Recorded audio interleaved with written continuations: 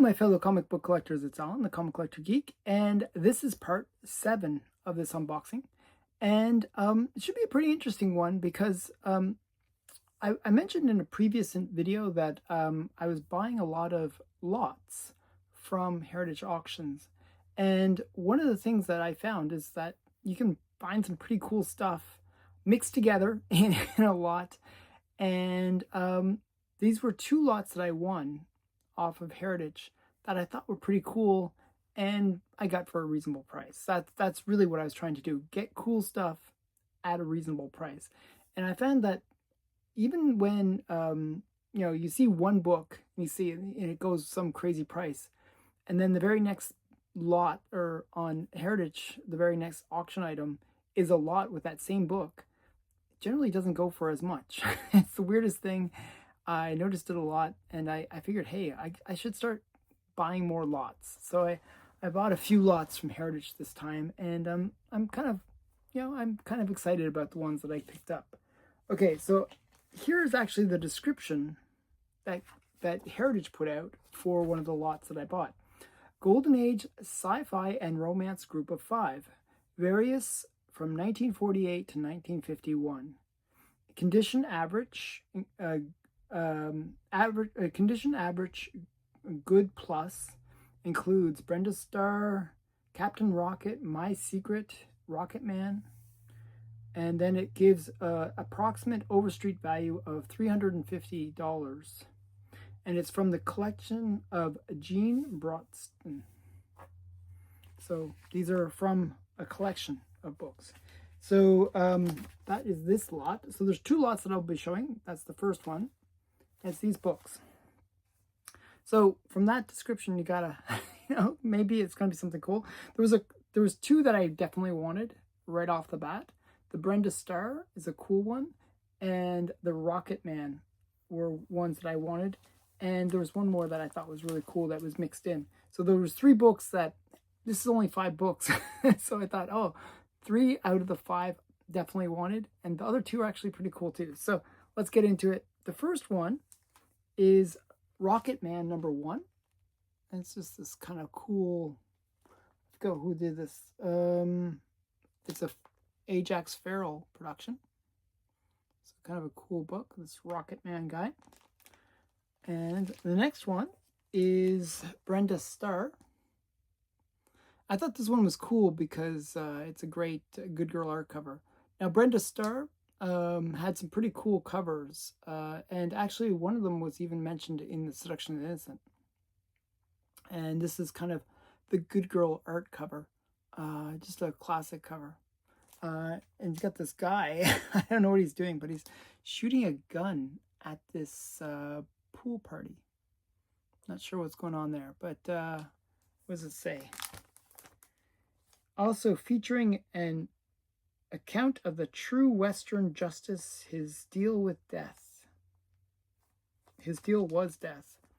Doesn't say what was going on the cover, but it definitely makes you interested to see what's going on. I never noticed, but the proportion of her arm here seems a little off. I don't know, but other than that, I think it's a very cool cover. Okay.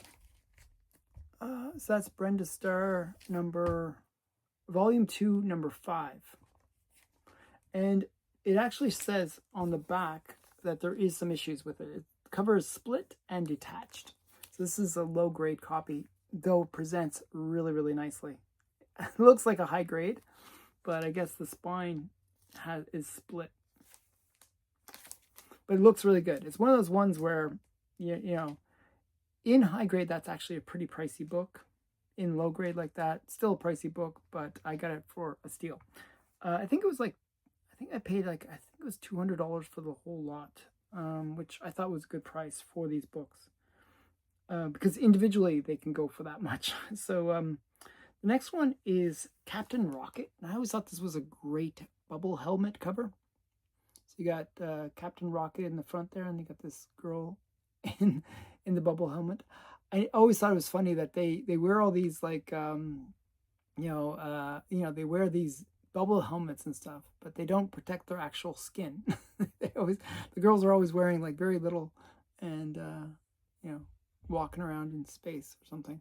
So this is Captain Rocket. I think they should have turned the rocket off after landing. It's like still going on there. I don't know what they're thinking. Okay, so the man who wanted the world is one of the stories. So Captain Rocket, it's a sci-fi comics. We must prepare for the invasion from Mars. That's what it says at the top. I don't know. I thought that was interesting. Okay. And what does it say on the back? Nothing on the back. Okay.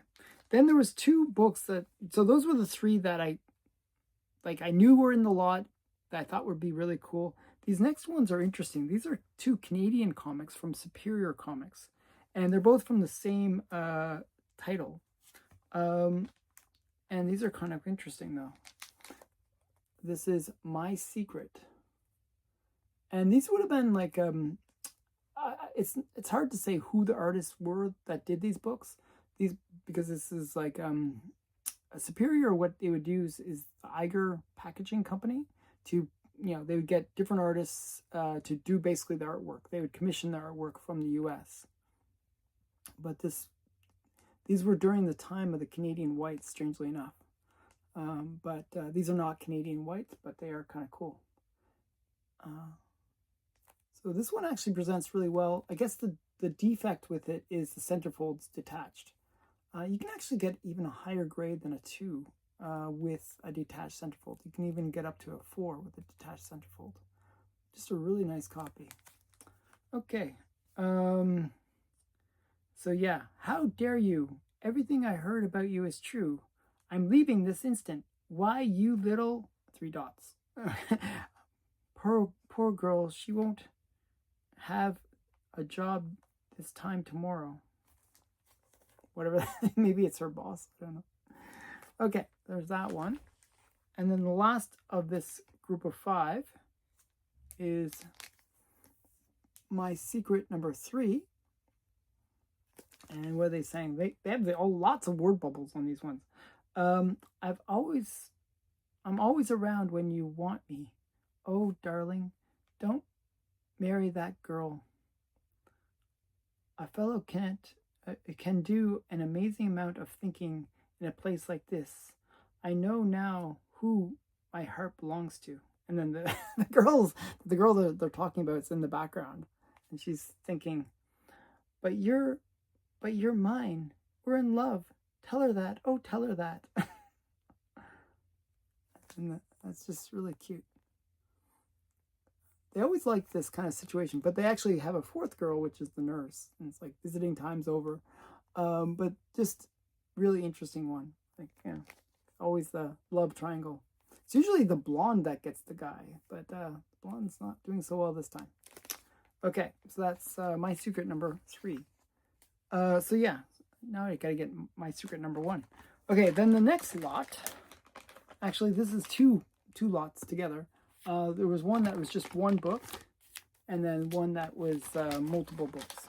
Okay, so I'm gonna pull out the 1 book first. This was just by itself. It was let me see. Oh, of course they didn't double bag it, but oh well. Actually, why did they do that? 1 sec here. Oh yeah, they did double bag it. Okay, so I was wondering about that.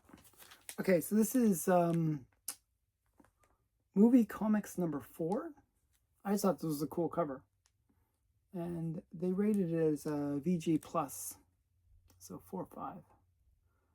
I think the artwork was kind of cool. I forgot who did it. Oh yeah, Bob Lubers. Yeah, it says right there. I should have known just by the girl's legs.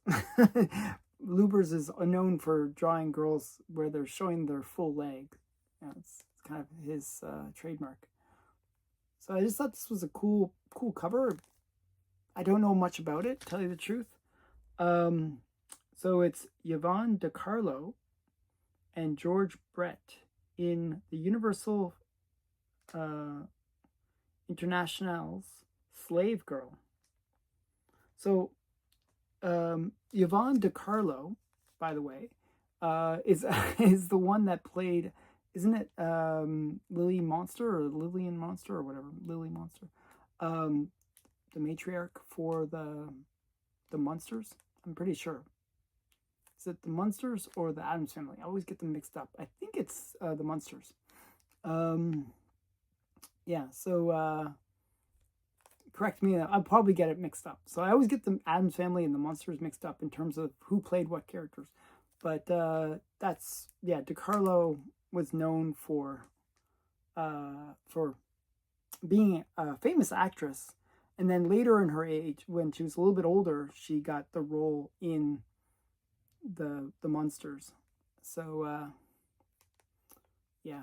I think she was not super happy about getting the role, but because that role actually ended up defining who she was. So it's kind of funny. So yeah, so that's movie comics number 4. I'm hoping that I'm right about if it was Addams Family or Monsters.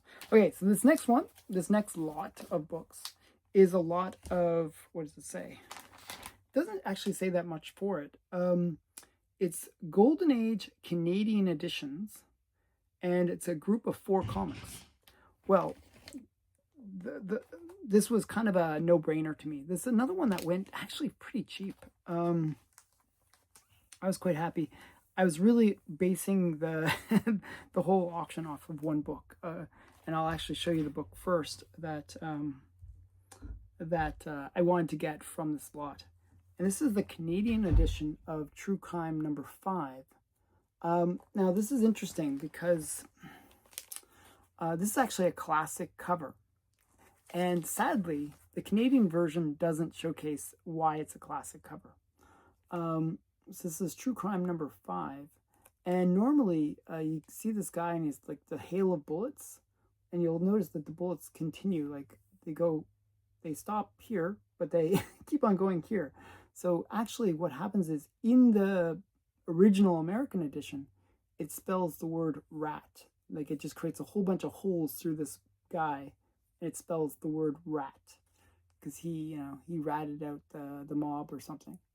And it's just a classic cover. Now this is the Canadian edition where they kind of toned it down a lot and removed all those bullet holes. So this is True Crime Comics number 5, Canadian edition, and it's from Alba Publishers.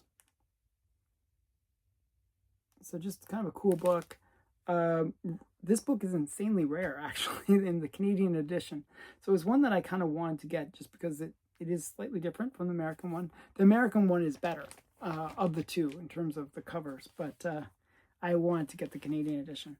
Now, these are also more Canadian editions. This is, and these ones are kind of the lesser books, but still cool. This is Crime and Punishment number 5. And a lot of these ones like this, you can tell there's not much difference between the American and the Canadian editions. Generally, they'll just have like something where it'll either have like a little code up here that says that it's Canadian edition or something like that. But not really much difference. So that's that one.